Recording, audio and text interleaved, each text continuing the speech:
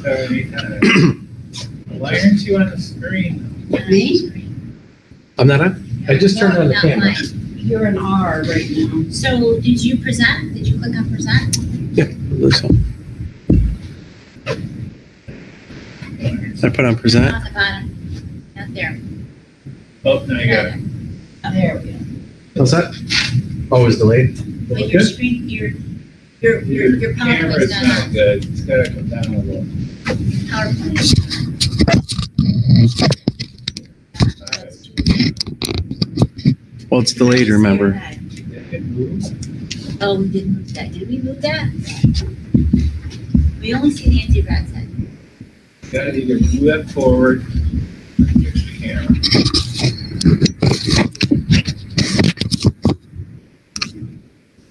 Sure. Eric says there's a So delay. Rich is gonna have to back Yeah. up. That's good. You might have to stand in the middle. There is definitely a delay. How's that? They have All you see is They got speed. batteries on that. Pointer. Mine, you only see is speed. I do in my Whose office. hand did I just see? Wait, wanna get it in Steve's the hand? Okay.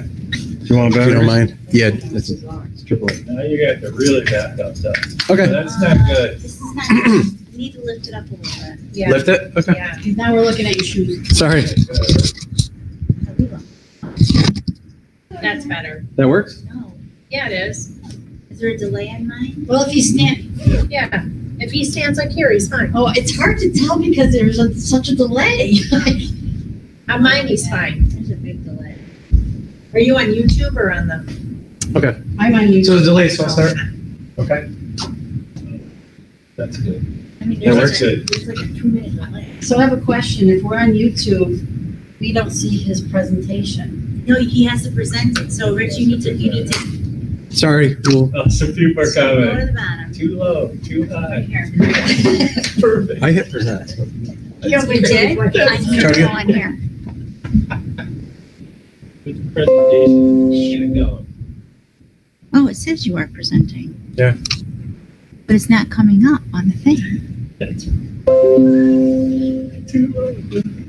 Perfect, that's better. Is that coming up on YouTube? It's not. All right. You want to call Eric and find out? Yeah, should. There's a delay. Oh, now Are you you're, seeing yeah, there's a big delay right now. You're up there, in my screen, you're up there fixing it at the moment. Okay. There you go. Yeah, there it goes. Good? All right. Stop the presentation. Oh, there it is. Yeah, it's there. Fine, It's okay. delayed. Sorry about that. Welcome, families. We appreciate your time. This is an unprecedented time in the world, and we wanted to take an hour or so, explain our opening plan, introduce the guidance. You had a number of questions you presented to us, and we wanted to make sure those were answered tonight and to give you the opportunity to pose some questions as well. So, bienvenido todos familias. Es muy importante para tú escuchar en esta noche. Muchas gracias por tu tiempo. Thank you. All right. So we'll get into the framework that we have. This guidance is based on current directives. So as you see, we have weekly, if not daily, changes that the governor has been putting in place. It's based on positive COVID results that we have in our county. The plan right now is what we currently envision for September. We will submit this plan on July 31st for approval to the state. We presented this to the teachers this afternoon earlier, and we welcome any feedback from them as well. The governor will make a decision, between August 1st and the 7th. So once these plans are submitted, we will get feedback from the New York State governor in regards to what it looks like and any changes that are going to be made from the governor. So, thank you so much. Is there one? Yep, just one. Thank you. We're good. All right. So general school information that we have, time will be dedicated during the first week for orientation. So those students that are new to a school in pre-K, kindergarten, 6th grade and 9th grade will have a specific time that they come in for an orientation to get acquainted with the school, to feel comfortable. It's been a long time since students were in school for all of our students, but also students that were in a different school last year. We understand that that's going to be even more stressful and concerning. So we want to make sure that we're cognizant of that and give those students some time. Families will be notified of the orientation schedule later in August, so we're working on that and what that will look like. Lunch will still be served, prepackaged, and we'll have social distancing, including allowance for eating in classrooms if necessary. So this is something we talked about. Some of the guidance was that students should eat in classrooms and not in big areas like cafeterias. We're starting to change a little bit on this, and what you'll find with this plan is that it's flexible. So what we want to be able to do is change, if need be, that students are only coming in half the days that we originally planned on, that students could come in every day if COVID passes and we're in great shape, or some combination. So we're following CDC guidelines, Department of Health.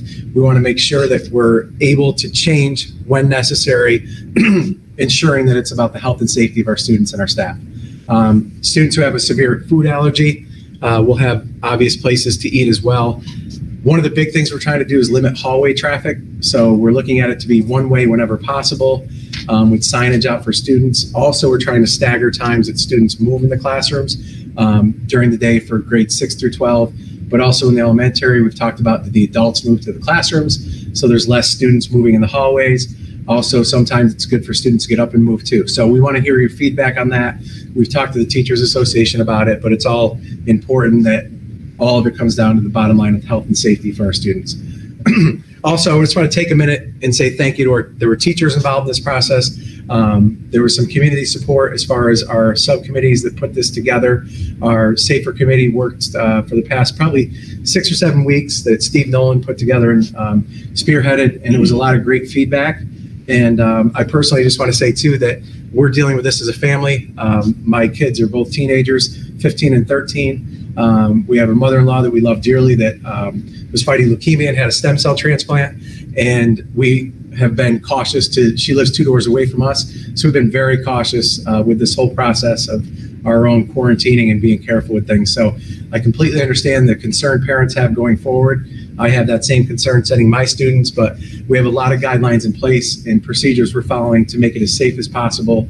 We want our students back in school. We want the kids in school as much as they can be because we know the importance of that. So all of that's been taken into consideration. All right, more general school information. I talked about reducing the number of students. Obviously, we can't do any field trips at this point. We always love having that opportunity for students, but at this time, getting on a bus and going somewhere is very difficult. Filtration and ventilation is incredibly important. If you happen to see at the July 15th board meeting, we had a group from Siemens present about an ionizing system. It's one of the systems we're looking at to purify the air. So we want to have the purest, cleanest air possible for students. We want something, and staff, we want something that in the future can be used during flu season to bring in clean air on a regular basis. These systems have been used in operating rooms. We're looking at improved filters. So there's guidance out from the state that talked about the MERV rating for filters, which could be as high as a 13. We're trying to get in the middle, like an 8 or a 9. But as you can imagine, all over the country, people are trying to get these filters for schools and office buildings and malls and things like that. So there's a shortage on a lot of levels, but we're working with multiple vendors to find out the best solution for our students and staff. We're encouraging teachers to have their windows open, to go outdoors when they can, when it's feasible. We're not looking to use lockers because, they're stacked close to one another. Social distancing is so important and wearing masks is so important. So we're really trying to limit the amount of materials that students use and bring into the classrooms and into school on a daily basis. So. We will be following the code of conduct. This is incredibly important. This was a concern we heard from a lot of parents that responded to surveys. What will happen if a student does this? What will happen? Our expectation is that students will follow the code of conduct as we've always expected. If students violate that code of conduct and refuse to wear a mask or take another student's mask, anything along those lines, those are serious concerns. We'll address it, talk about the safety of our staff and students, and impose the necessary discipline. We hope it doesn't happen. We're going to really work to educate students on it, on the importance of it. We have a lot of staff that have fragile family at home or their own themselves, so it's a really important part of it that we want to have a safe environment for everyone, for all students to feel comfortable coming back to school as well as the adults. So it's something we take very seriously and hope that that'll be reinforced at home as well. So we appreciate that ahead of time. The required components of this plan, parents will be asked to take their child's temperature before coming to school. We understand that might be difficult. We've talked about with parents that leave before their kids are even out the door. I'm one of those, so the expectation is my kids will do that. They're teenagers. who knows? So we will have daily health screenings at the door at school as well, at the entrance for employees and students. We expect that students and staff will consistently wear masks. We're looking to try to have scheduled breaks for students and staff. It's hard to do. Adults, we've all been doing this since March. We understand that sometimes it's uncomfortable. We will have social distancing and seating that is at least 6 feet apart, possibly more in other places, but the masks are a definite expectation from students.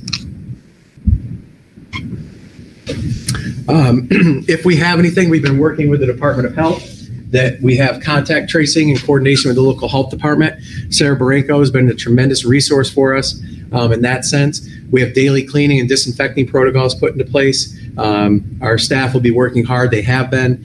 There'll be nightly sanitizing. In addition, we'll get into it later, but within our schedule, we have a day that is a deep cleaning day to really make sure we hit all surfaces and go above and beyond. Trying to limit the amount of shared resources, kindergarten, first grade, crayons, those type of things that were common for people to share back and forth. We really need to get away with those, and that's along CDC guidelines as well.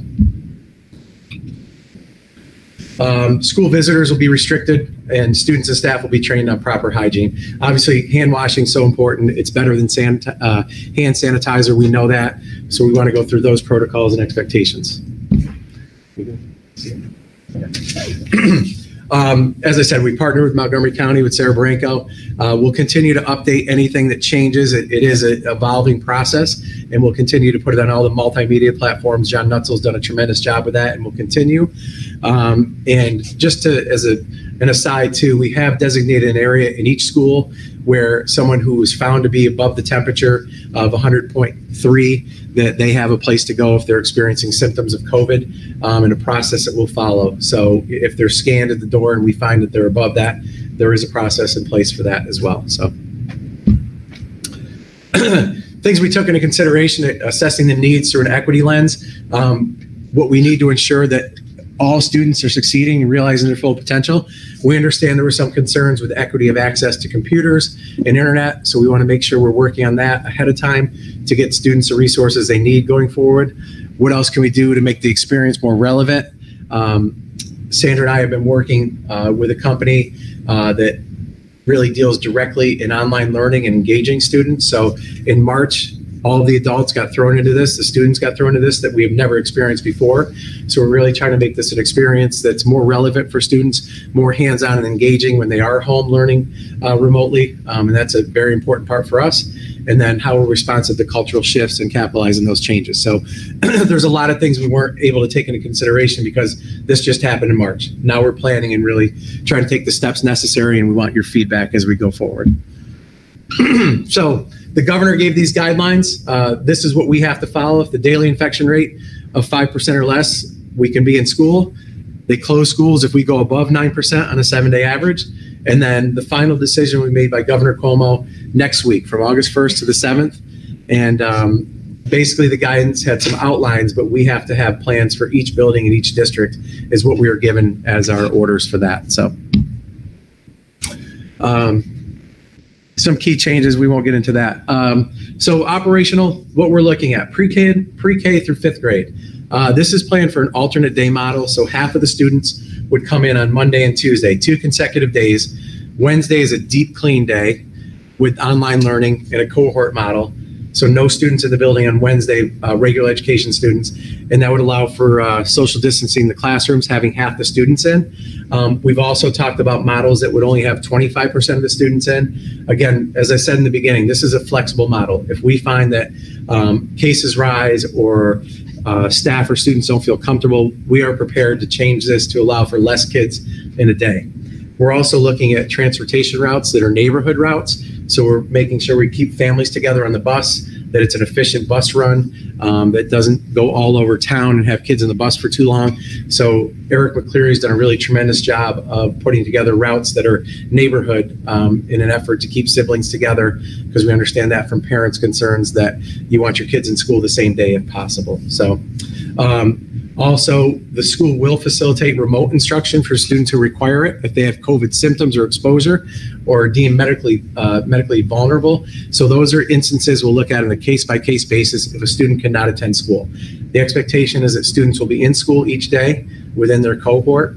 And if there's extenuating circumstances, we'll look at those at each person, each student, to really see what needs to happen in order to give them an education that fits. So, and we may look at other spaces within the school to utilize for classrooms in order to allow for more social distancing. Just a little, additional information for pre-K through fifth grade. There will be remote and live stream instruction. We will stagger student arrival and dismissal. So the idea is to have less students congregating.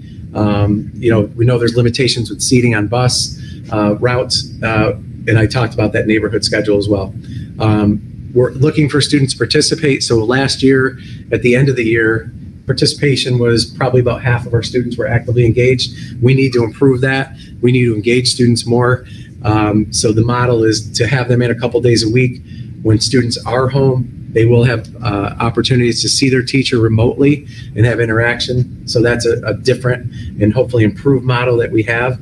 And we will be taking attendance, and participation is required by New York State. So it's important that students are involved and actively engaged. We want your feedback on this of how we can make this a better program for your son or daughter, and we welcome that feedback. So grades 6 through 12 really is much of the same. For initially we talked about changing K through 5. We looked at every day. Our goal is to get students in school as much as we can, as it's safe for students and staff. 6 through 12 ended up being the same. So we're looking at that same alternate day model, 2 days a week that students are in school, the cohort for Monday and Tuesday, deep clean Wednesday in the middle school and the high school, and then Thursday and Friday students are back in a different cohort in the school. What this allows for is you have the same group of students 2 days in a row.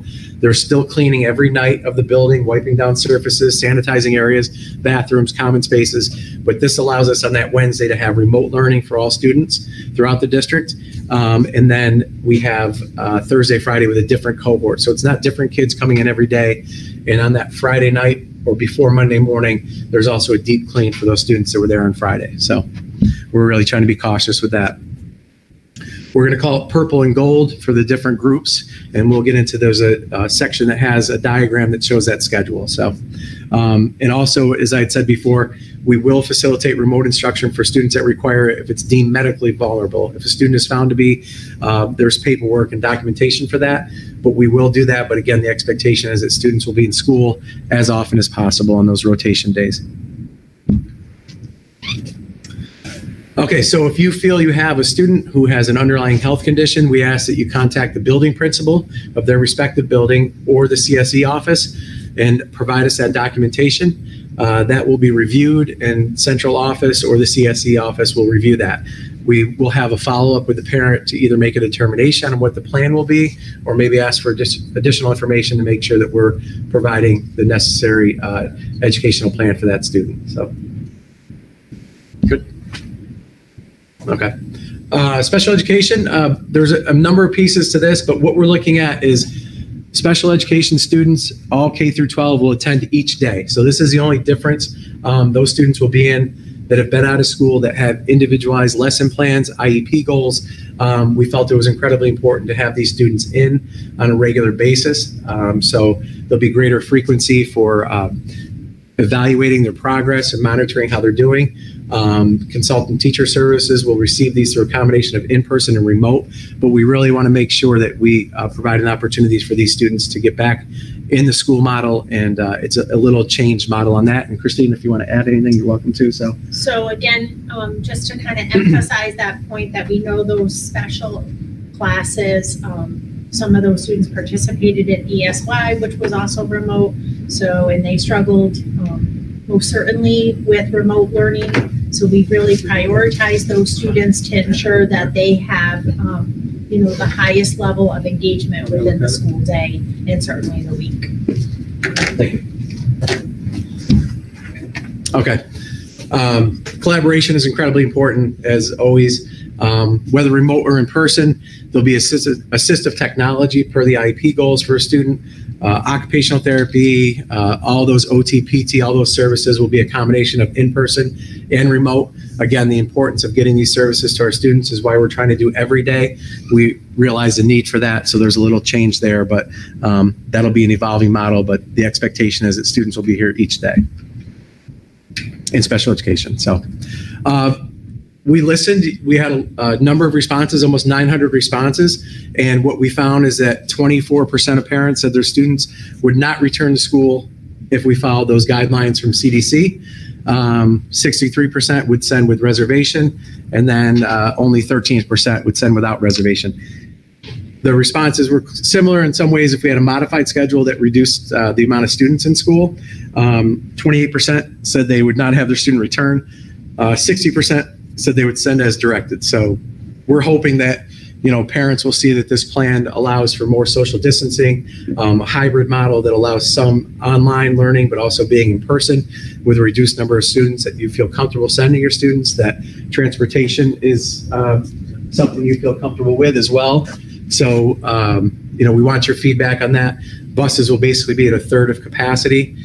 So there's always concerns with transportation. We understand that. We've been working closely with STA, Student Transportation Services of America, and we hope we have an excellent plan where you feel comfortable sending your kids. So as we go through this, we're hoping we're reassuring you with the process. Nope, still doesn't want to work. Okay. The green thing. Yeah, it's still on. So the questions we got: what will classrooms look like? How many kids will be in a classroom? So classrooms will look different. There'll be less desks to accommodate less students each day. Cleaning plans I went through. There'll be a deep clean once a week, but every day surfaces will be cleaned off, bathrooms will be cleaned, handles, anything that's touched on a regular basis will be disinfected throughout the day. So we're really obviously going above and beyond in that instance to make teachers and staff and students feel comfortable. We'll still follow the IEP goals for students. So all those pieces, and we've answered a lot of those in a frequently asked questions segment we'll put on the website as well. But some of the basic questions we've been receiving in comment. Our guiding principles as we went through this program and building this plan: how can we be more responsive to the cultural shifts and look at the changes and how we can improve on that? Diverse, what else can we do to make the school and classroom experience more relevant? So this is part of what we've been working on for professional development for our staff. Teachers, myself, never learned online. Someone was in front of us teaching throughout our careers. So we're looking at professional development for our teachers that would help them to be more engaging and have lessons that provide opportunities for feedback to students immediately, which they need, that has some type of an assessment. So we're really working hard to make this experience more relevant for students and inclusive so that all students have, reach their full potential through this difficult time.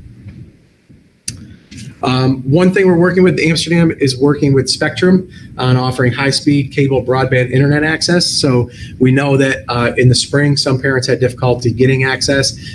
We handed out hotspots. Some people did get connected with Spectrum, but this is another level of service we're looking at in partnering with Spectrum. So we'll provide details on the website for how to contact and all the components of that plan, but we're really trying to make sure that we have equitable access for families so their students can get online. We're also working with local organizations to bring some of our older computers to common places like Centro Civico that I met with yesterday, to offer spots that students could go to and use computers if they don't have that at home. We do plan to have 1-to-1 ratio for students, but right now there's a huge shortage nationally and internationally for Chromebooks because all schools are looking to do this. So we're trying to think of ways to make sure that students have the resources they need in a place that they can get to easily. So. Athletics, unfortunately, Mr. Nolan, I don't know if you have anything to add, but September 21st is supposed to be the day that we could start practice, but nobody really has any updated information. We won't know until the governor tells us, right? Yep. So extracurriculars and all that are on hold, although we're trying to figure out how we could do some clubs online. I've heard schools that are trying to do some of the after-school advisor positions online in some sense. So we'll look into any of those, and we welcome any ideas on that because I'm a huge proponent of having students engaged after school and doing something just beyond schoolwork. But my kids participate in a lot of different activities, and I think it's very important. So We're also prepared if we have to shift to a virtual learning model that's completely virtual. So the schedules that our principals have developed would allow for students to still log on each day, see their teacher, have an interactive model that they could follow. And we're ready for that. So this is if the governor were to say we can't go into school at all for a period of time, we're ready to switch to that. The key is that they get to see their teacher each day and have some feedback. So we're trying to make sure that model's in place. We're also ready if the governor gives us the okay and we can go to school each day. So the key to this is flexibility and responding to the changes that happen in our area. And then the same piece that it's a blended learning model for grades 6 through 12 as well. So elementary, there's the time guidelines that we're following to try to get the most contact time that we can. We do have to take attendance. Grading will be more intense. Before it was just a pass-fail generally, so we're held to a higher standard for this now. We're looking at the cohort model, which is that A and B or gold and purple group, to allow for more space. And we also know there could be staffing concerns. Substitutes were always difficult to get, but we're prepared and trying to come up with plans if we were to have staff that couldn't come in, because staff could become ill as well as anyone else. So we're looking at all the options and making sure we have plans in place for that. So this hybrid model reduces the transitions that students have. It's less daily contact, so if there is an issue, we can have contact tracing. Less students in each class, so there's more social distancing, and it follows that cohort approach that I talked about, that group of students moving together. So we're hoping that also with the social emotional, students have been out of school for an extended period of time. We know that we have to get to the basics of, are they anxious about returning to school? They're excited to see their friends. It's a whole different process. It's new for the adults, it's new for the students. So we understand the importance of that social emotional part, and we're going to take time in the beginning of the year to get students acclimated to being back in school and feeling comfortable before we get too far into the work component of it, because you have to take care of that first. So we think that's incredibly important. And then middle school follow the same piece as well, so, and high school.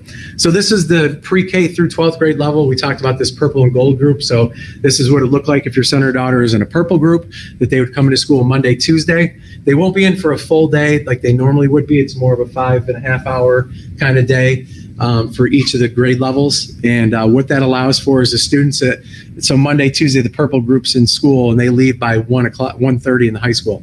It allows the gold group who's home to be able to have time with their teacher in the afternoon, because the kids have left the high school or middle school a little bit early. So now they can see their teacher, ask questions, hopefully get some feedback, where before it was, that wasn't happening on a daily basis. And so that would just flip flop on Thursday, Friday with the gold group that would be in school. They would be allowed that time in the afternoon to go home early, and then the teachers could meet with the purple group in the afternoon. And again, that Wednesday is for the deep clean, and that's a pure remote learning day where teachers would be available and still following a schedule for students. We good? Still, am I on and everything still? Good? Yeah. Okay, great. So this is something was talked about for students to get used to wearing a mask and acclimated to that. Most places you go, people are wearing masks, but it was a suggestion that another district we saw had that we start getting students used to this again. So next week, wearing a mask for maybe an hour or half an hour. The following week, wearing for 2 hours a day, because to go from not wearing it at all and being home with family and being outdoors to having to wear a mask for 5 or 6 hours and on the bus is a difficult switch. So we want to make sure, we try to get that information out. I think it's important to do if you can, if your son or daughter hasn't been wearing a mask. So just something to think about, that maybe implementing that over the next 5 weeks to prepare would be beneficial. So our next steps from the district's perspective is we have to submit our plan this Friday. This is our public meeting to give some information out. We'll continue to put information out to our website, all the social media posts that we have. We're waiting on the governor's decision next week. And the first week of school in September will look like an online learning platform. So we won't start that cohort model. We want to ease into this, get things set up, get transportation set up, have teachers in for professional development and to plan their days. It takes a lot of planning to do both online and in-class learning. So we want to allow time for that and for training for hygiene and all the expectations and changes. So students would start the following week full-time. These are some resources that we'll post to our webpage that just talk about from the CDC and interim guidance from state ed, some of the other plans that are put out there by states that were just ahead of the curve. With California was one of them that came out probably 2.5 months ago that really detailed all the components of a reentry plan. One of the things that I had brought to a friend of mine brought to me was the American Academy of Pediatrics. They talked about the importance of students returning to school, the social emotional part of it, seeing friends, having that interaction, and that students often weren't as susceptible to this COVID-19 disease as adults, and how important it was for them to get back. So we're in this dichotomy of, weighing the concerns of parents and teachers about returning to school, but also knowing that kids need to be back in school just because that's what they're used to have that interaction and to have real face-to-face time with their teachers. So we're balancing that with the health and safety of everyone, and at the same time really trying to get our kids into school. And the American Academy of Pediatrics said really clearly that they thought it was incredibly important that kids get into school. So we're hoping that this hybrid model does both, that allows for a little bit of in-class, some online, and it's ready to change if need be in either direction to get kids into school more often, or if we have to go remote because the governor or the Department of Health has said we have to change. So we will be ready for either one of those. This is our contact information. Myself, Rich Roberti, the new superintendent. Steve Nolan was the head of our SAFER committee. His contact information is there. Sandra Polakowski, Christine Smith, and Nancy Rad have all been involved in this process. So we want that contact information out. Also, all that information is on our website. So we appreciate your time. Hopefully this has been helpful. We've tried to answer the questions, which we're going to do, and we're going to open up. John, are we going to be able to open up? So we're going to... They've been writing them all. Okay, so we're going to try to answer some of your questions that you guys have put in. If we don't get to all the questions, there will be a frequently asked questions section on our website. And so we'll try to go through those now. Stephen? So I'll start. There's a number of questions on who is attending from a special education programming. So again, if you're in those special classes, those 1211, the 612, the 1212s, 1214s, those students will be attending daily. So Monday through Friday, those students will be in school. If you are have services with a consultant teacher that's in a gen ed classroom, you would follow a different schedule. You would follow the purple and gold group. And that teacher would then support you within that model because those are gen ed classrooms with a special ed teacher pushing in to support students. The second question that came up frequently was BOCES. And I'm going to take this, but there might be like CTE questions, I think, in there as well. So from a BOCES or out of district program, certainly the program that's out of district is going to determine what their programming will look like. And then certainly we can communicate, and we will be in communication with you about that. We don't have a lot of that information yet, simply because we're all in the same boat doing the same thing. But as soon as we have that, certainly we'll share that for you. And then there are a number of parents asking about, they're feeling their students are vulnerable, medically fragile. Yeah, so that's, yep. So again, I'll cover both of those. So from BOCES, CTE, P-TECH, and all those, what I talked to JD Traglia, who's overseeing those programs today. They're welcoming of our students either driving to school or going in for the half day. They're allowing that to happen. So those students that are in a CTE program can attend there any day, but they also have an online component. So if your son or daughter is in a program that's the gold group and they're there Thursday and Friday in this school, they can go Monday and Tuesday to the CTE program. We haven't talked about our transportation for that yet. Our buses are going to be very limited with getting kids into school because we can only put a third of the kids on. So that's something we'll have to talk about, Stash. I don't know, that's going to be difficult. But students are allowed to drive there, and if they can't get there, there's an online component to that. The other part, if students are found, if parents are concerned that their son or daughter or student is medically fragile, we do ask that you go through a physician submit that paperwork to the school district, and there's on the site, you can send it to myself or the CSE office. We'll make sure that it's reviewed, and we'll follow up with any questions you may have.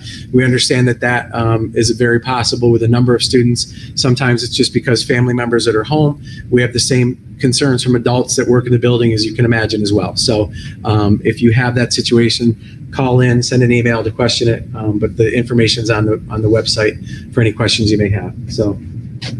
Do you have more special ed you want to talk about, or do you go on to the next? Well, good. Okay. So a big concern right now is we talked about kids who have an underlying condition, but what about if their parent or someone in their home has an underlying condition? Yeah, and I just mentioned it. So that's going to be a case-by-case basis. And as you know, I mentioned it in the beginning of my presentation that we have a family member very close to us that has that, and it's something we take into consideration and think about with my kids attending school again. So send that question in. Obviously, we want kids in the building as much as possible. That's the idea of the program.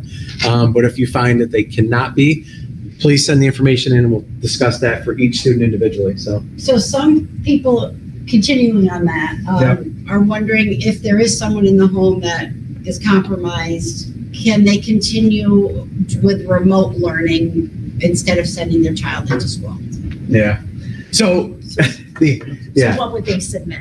I think is what we're looking at. Right. So it would be the same process. So again, the bottom line is our options are that hybrid model where students attend school part of the time and they have the home part of it using online platform.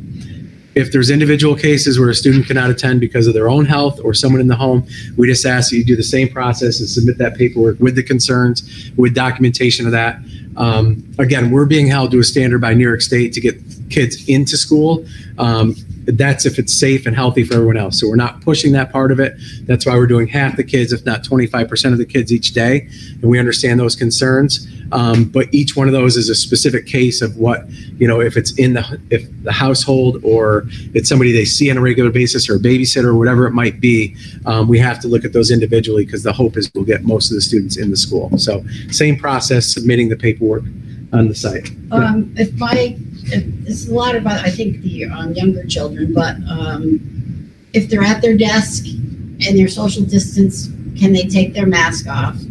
Or is there a time that our children can have breaks from their mask, and will the teacher teach with their mask on? Lumped all those mask All those questions together. together.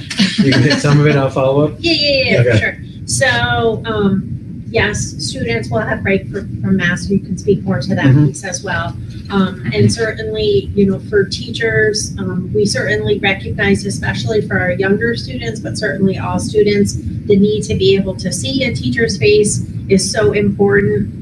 To be able to see expressions, to read lips, we understand all that piece. So we are looking at face masks that have a cutout, clear component. clear piece to it so that you'll be able to see that. So remain safe, yet it still has a clear component to it that students will be able to have that higher level of engagement with their teachers for sure. Right. So it's big, by the way. What's that? The purple and gold, how are kids picked for purple and gold? Yeah. And if you have Siblings. and Yeah, so the idea is that Eric McCleary had done that model for the elementary that we'll follow, that it's neighborhoods with the idea of getting siblings in that same group as much as we can. And I've already had parents reach out to me that we'll do all that we can to honor those requests, as long as the balance stays that, it's half the kids each day. We can't have it completely out of balance, but we'll try our best to make sure that siblings are there because we understand parents need to get to work. So, send those questions in. You can email me, and we'll try our best to have that. But the model of the neighborhood school should hopefully alleviate that concern. So, but it masks. So Christine answered most of that, but we're trying to allow, that's each building will have those times and each teachers will have those times, but we understand wearing a mask all day is difficult. So we want to get students outside, allow them to social distance and have the mask off for a short period of time with the expectation as they put it back on. So the requirements are that, we're expecting students to wear it all day, but knowing there's going to be times that they need to take that off. Obviously eating, getting a drink and all that. So there will be times that they can take that off as long as they're socially distant from one another. I know you addressed it, but there's still more questions regarding keeping their children home. Other districts are offering a virtual remote learning situation. Several of them are still continuing asking that question, so. Okay. So, yeah, we found out that some districts in the capital region are offering a remote learning component to their day. That's changed. And again, I said our plan is evolving and will adjust to the needs of our staff and our students. So if there's a point where we realize that, you know, a large portion of our students cannot attend because they're medically fragile, or we have a large component of our staff, our teaching staff cannot attend, then we'd have to revisit that and look at that possibility of offering that as an option. Right now, New York State's not recognizing that. That hasn't been part of the components. The push and the guidance has been to get kids back into school with this hybrid model. But we will look at it and, you know, meet the needs of our students and our staff and creating a healthy environment. So if we determine down the road in 2 weeks or 3 weeks, or the governor has guidance that changes, we'll look at that as an option for one of our programs. But right now, that hybrid is our main focus.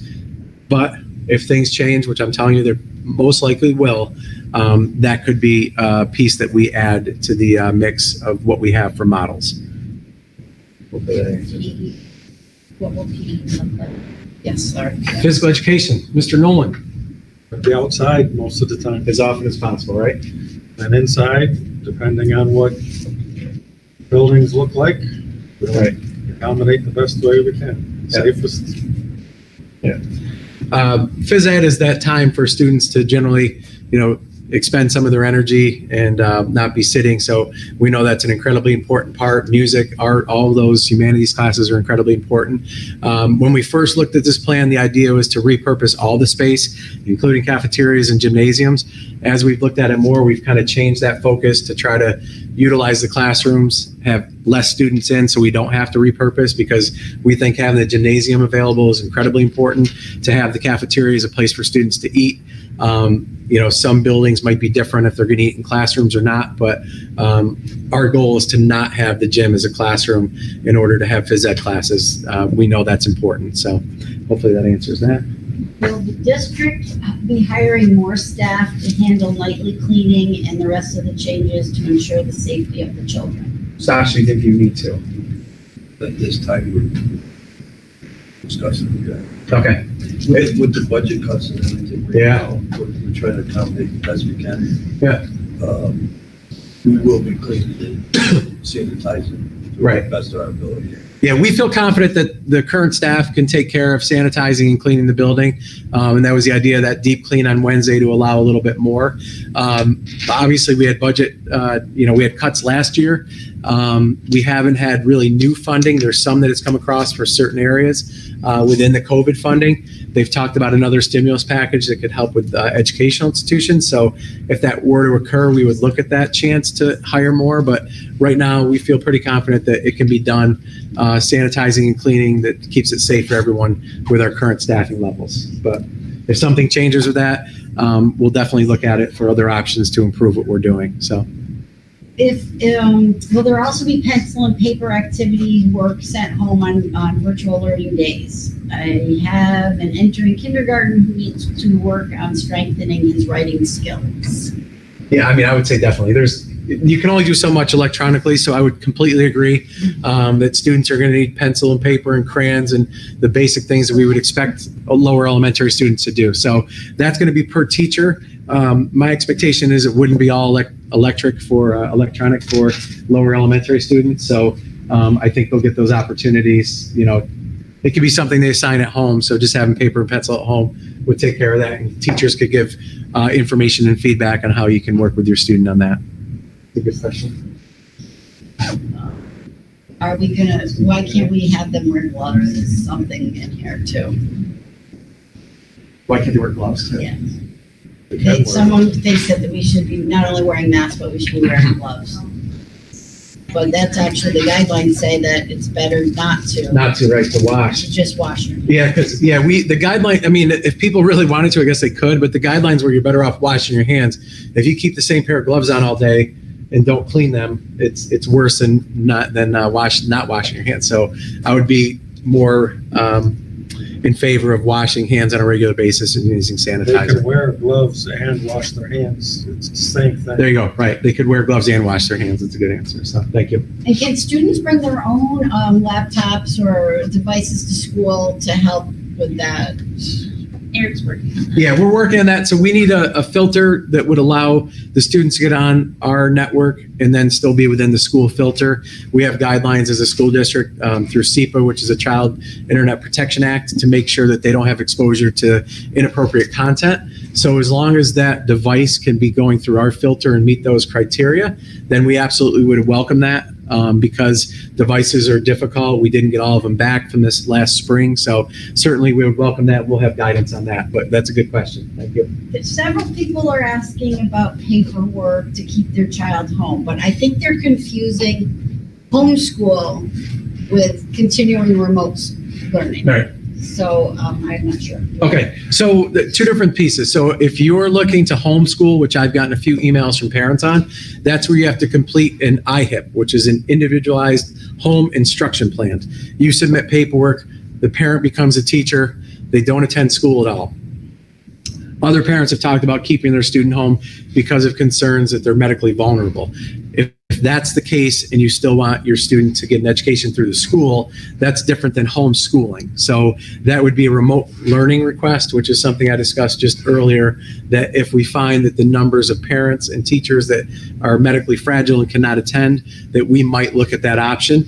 Right now, it's not an option for that remote learning, but homeschooling is always an option, but the onus is on the parent to submit the paperwork. We work with HFM BOCES, and there's a homeschool coordinator where you send your paperwork to. The plan is reviewed and approved if it meets all the standards required. So there's two different, homeschooling is different than remote learning. Hopefully that answers. There's a Whispering Pine question about will their child be required to wear a mask, but we don't have We don't control oversee it. over what Yeah, Whispering. it's And there's so they have to abide by OCFS guidelines, so I would suggest you call Whispering Pines to find that out, because our guidelines are maybe slightly different than their guidelines, because again, we have to follow our state guidelines, they follow OCFS. So definitely get in contact with Whispering Pines and ask that question, Okay, thank you. Hopefully you heard that. because there's 3-year-olds, it's a little different. Yep. Is there a chat? Oh no, we're not. The chat's that you're at. I'm sorry, it's hard to keep up. That's okay. What if we don't have a laptop? Can we get one for the kids? Yeah, We're so working on that. yeah, as I said, we were short at the end of last year, a few hundred laptops. Some weren't returned, so we're working on getting all those back, and we have an order in. But as I stated, there's a shortage across the country, so we're working diligently to get different devices for students. We hope to be 1-to-1, by the second or third week of September, maybe the beginning of October. So any opportunity that students have to use their own device, if not, we will provide one if feasible. We're looking at different devices for kindergarten, first, second grade, more like Fire tablets or iPads instead of a Chromebook. But again, the goal is to get kids into school where they won't need those devices. So, Good question. Many need to plan for their work. So how soon would we be able to know what days our kids will be in the school That's a good so we question. can arrange them? yeah. So we've run some schedules. Eric McCleary has done a great job with that and dividing up that purple and gold. So hopefully elementary had their meeting that they were given the school they'll attend in the schedule. I think he just sent that out for transportation today. Did Eric send that last week? Yeah. Okay, so you should know that. But I would say in the next couple of weeks, you'll be able to find out what that group would be, purple and gold. So we'll work getting that out to you as soon as possible.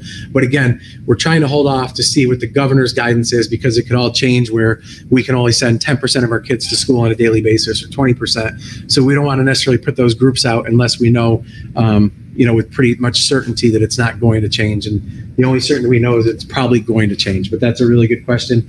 As soon as we have it ready and we feel confident, we will send that out. A good question about, are students going to be allowed to bring their own lunches from home? And what about school supplies? They had heard a rumor that kids aren't going to be able to bring them in, but we haven't posted the school supply list yet. Okay, so students can always bring their own lunches from home. That's certainly always allowed. The part about school supplies is we really envision less paper and pencil and devices, anything that they could share. It's really an electronic Google platform. So there would be less school supplies needed as a normal year. But we will put that school supply list out. But Sandra, I don't know if you have any feedback on it. so- We had to adapt it a little bit. Yeah, and I think that I think the question was too, if they're allowed to bring in their own school supplies. That was a question also. So Yeah. yes, they will be allowed to bring their own school supplies, but we have to put it in a baggie and Right. make sure that they're not exchanging school supplies with other students. So, Right. The concern is always that exchange and sharing of school supplies. So we're really trying to limit that.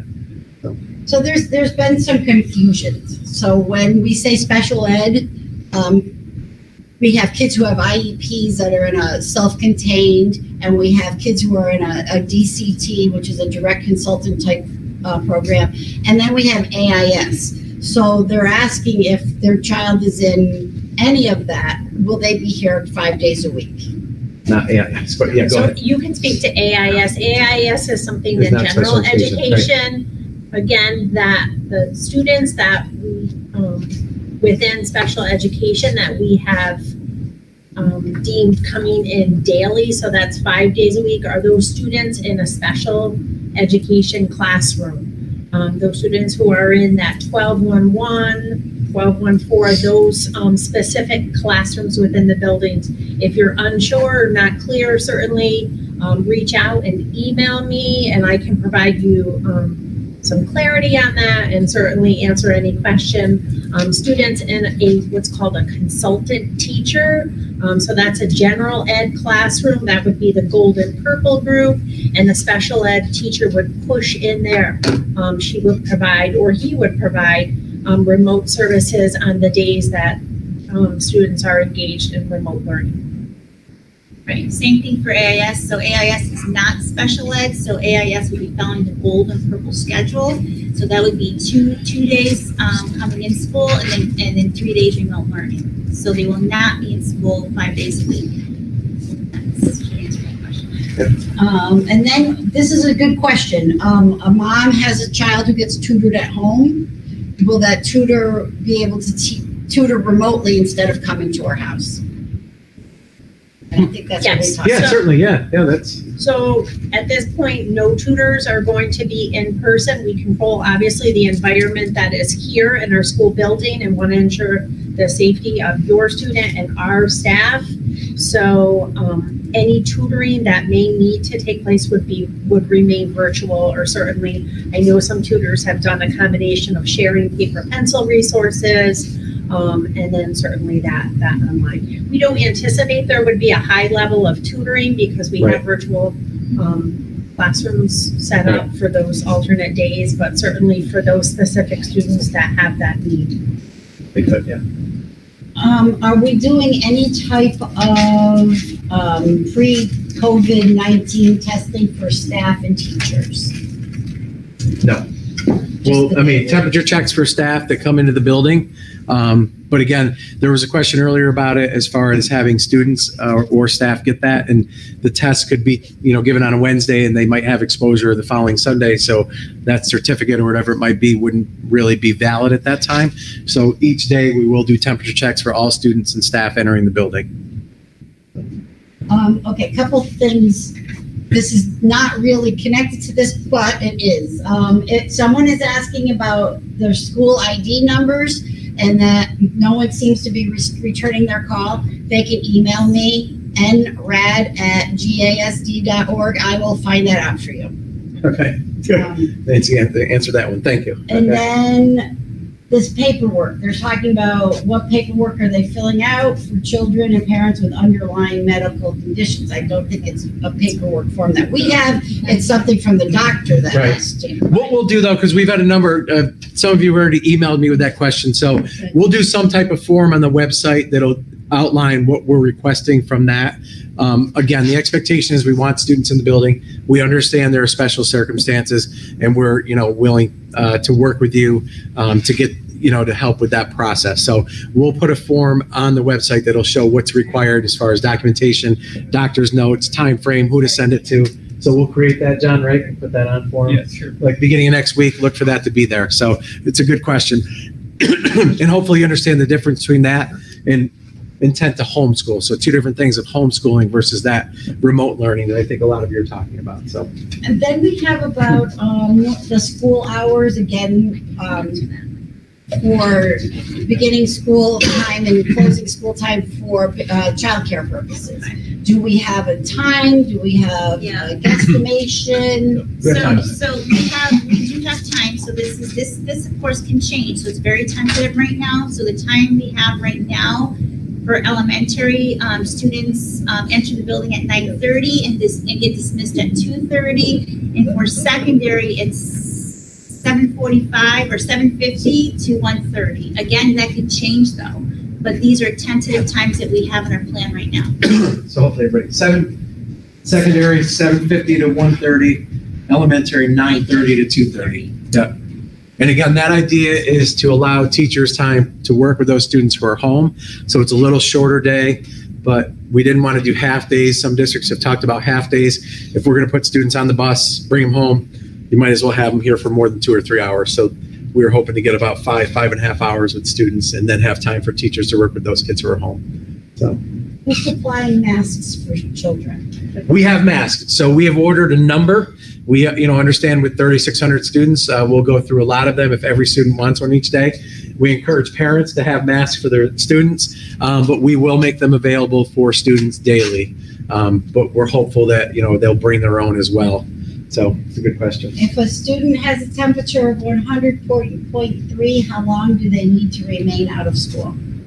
Well, if a student is found to be of a concern, we will direct them to the Department of Health to follow up with any concerns and monitor any symptoms. But if it's not COVID related, it would be the normal procedure for a temperature and, not feeling well and having a fever. If it goes on and you meet other standards and you get a COVID test, we would be looking for, then it's seeking a diagnosis, which would mean it would be an extended quarantine time until you get results. So generally 3 to 5 days for results right now in the county. So more than likely, if you think it's a COVID related symptom and you get your son or daughter tested, probably 3 to 5 days. I'm not quite sure what he means. What if we don't want to take our kids to school? I'm not sure if he means. Do you mean transport? Yeah, so take your kids to school with transporting. So we have transportation set up for students that you don't have to drive. If someone's asking if they don't want to take their kids to school, that would mean that you would fill out a form that we'll have on the website next week for the intent that you want remote learning for your student or the individualized home instruction program. So we'll have both of those. The homeschooling form already exists and is on there. We'll create the other form for parents that are looking to do remote learning because of a medical vulnerability that they have.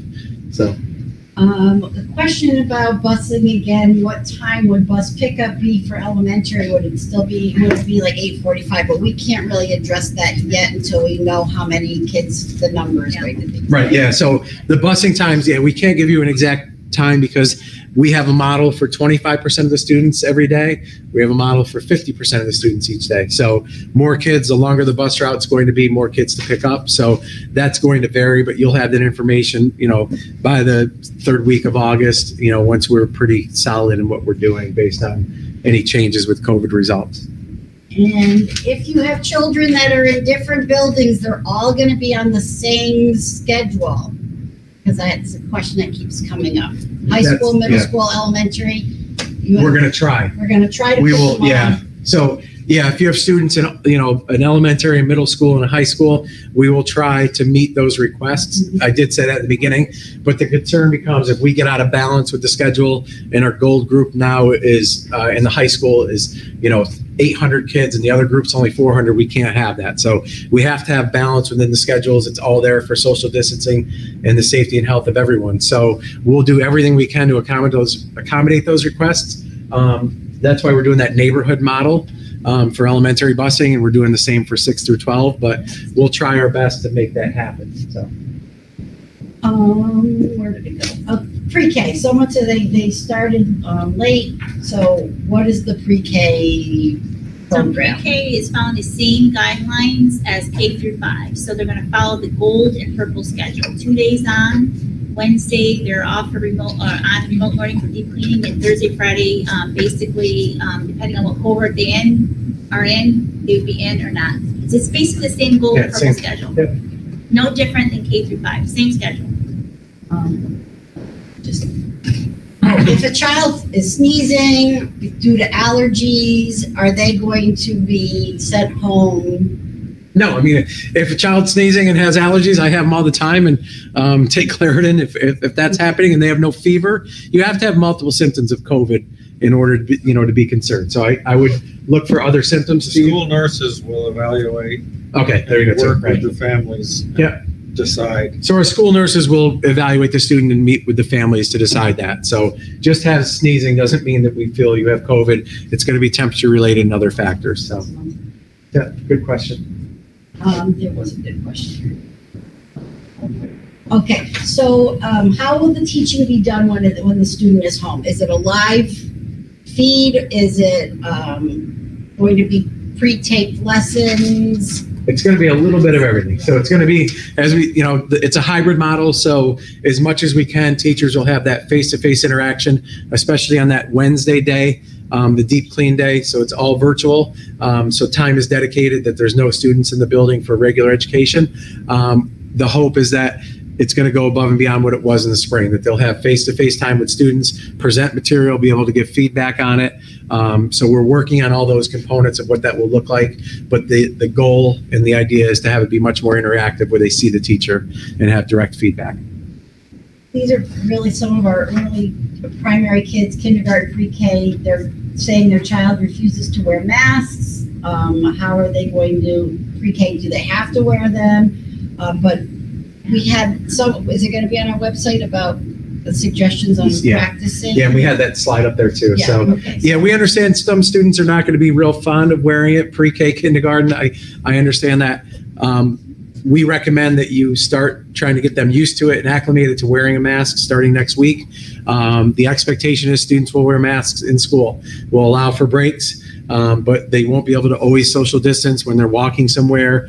Adults will do everything they can to keep kids socially distant, but 5, 6, 7-year-olds, it's going to be difficult. So we are requesting that students keep the masks on all day with breaks that are planned to make sure that they are socially distant during those breaks. So several parents have to work, and then if their child's in daycare, will their child be penalized if they're unable to attend a remote or a live stream session because they're at daycare and the parent isn't there to guide them through that?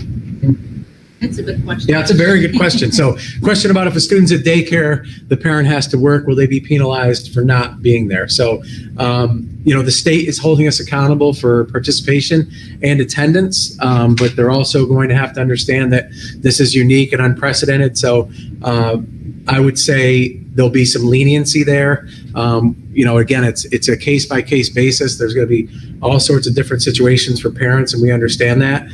From a school district, no, we're not going to penalize a first-grade student that has to be at daycare during the day and can't do the online session. We ask that they get there the other days that they can be there. We'll provide as much material as we can, but we understand that there's going to be limitations and difficulties. So,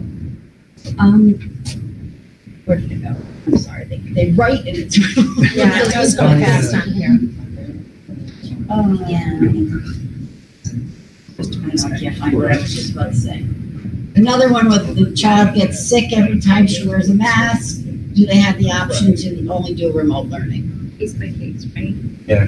Case by case. I also think though, and we need to pursue this with our daycare providers, but I imagine some of them will offer some time for kids to do their online work during the daycare, because some To get of them used to it. obviously are going to be more independent children than Right. what they're used to in the Right. daycare during the day. Yeah. But I will reach out to the ones we work with. So technically, a child will only be in school for 2 days a week. Physically, Yeah. they will only be in school. Physically only in school 2 days a week as it is right now. Elementary depends. It could be only 1 day a week. And again, it's a slow rollout of this. So we've talked about, reducing the number of students for the first week or 2 weeks to see how everything goes. We always felt like if we all of a sudden had every student in the building to start, that it could be very difficult and we wouldn't be able to social distance because of the size of the buildings and the classrooms. So we want the students here as much as we can while still always having safety and health of students and staff. So, 2 days a week for now. We hope that maybe in October, students will be here every day. So, it's all flexible based on what's happening in the area. A very Sports. involved community member has just written that this is baptism by fire for Mr. Roberti. I thank you for your patience and professional responses. Oh, thank you very much. Baptism by fire, I like that. That's So good. Thank you so much. we have a parent of a senior. The child only has 4 classes and was supposed to have early release. So what is happening with sports, varsity basketball? Will they be having, someone's writing and they're scrolling, and they will be having basketball, will they be able to play? Sports is to be determined. Right now, the fall season is technically slated to start on September 21st.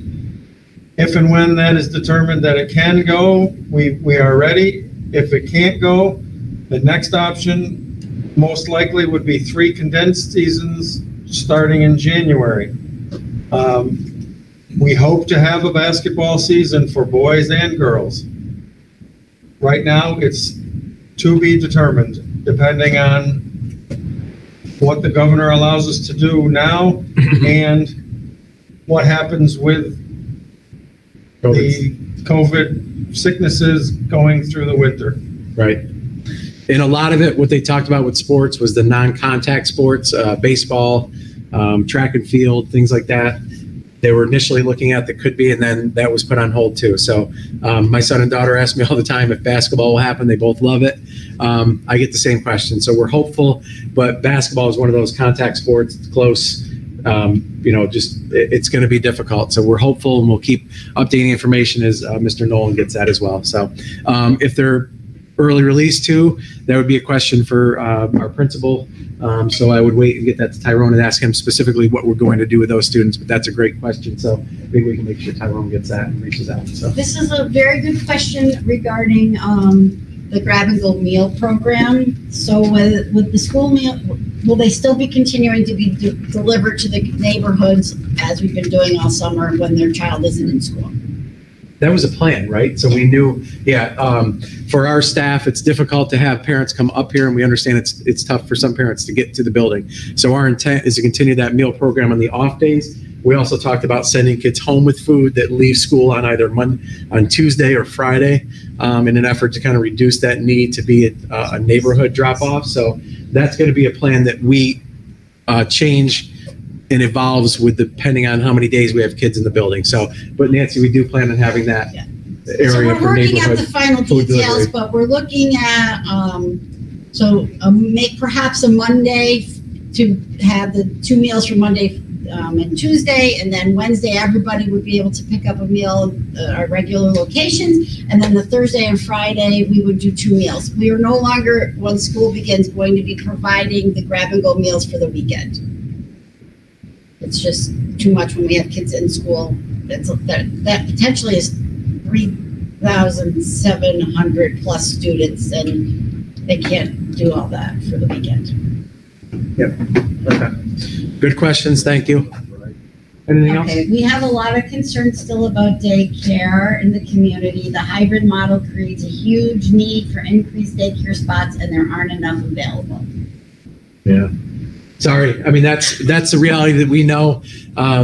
We also know that we can't have our students here every day and still follow the CDC guidelines, the recommendations from the Department of Health, still allow for social distancing, limited hallway time. It's impossible with the size of our footprint, and busing. So remember that we have 66 passenger buses that can only have 23 students on it. So in order to get all of our kids to school, we need 3 times as many buses, 3 times as many drivers, 3 times the cost. So there's a lot to it. So this model is intended to allow for our students to come in on a regular basis on a limited amount and half of the students. And, it hopefully will keep students safe, keep our faculty safe. And then as things open up, we'll be able to get in full time. So we understand that concern with daycare, but we're really trying to be cautious, keep everybody healthy, and slowly get to a point where we're back to normal. But we can't have everybody in to start the day. So we apologize. We understand the concerns with daycare. So arrival and dismissal, a parent is concerned, and honestly, I get it if we're looking at what it's been in the past, but they're concerned how we're going to social distance with that. But we have less children. Right, so you have half as many More kids. adults. Right, so you have half as many kids, if not a quarter as many kids per day. We're also working on devices that allow for 30, 40, 50 kids in a minute to be scanned. So we don't want to have students congregating and have to be backed up waiting to have a scanner.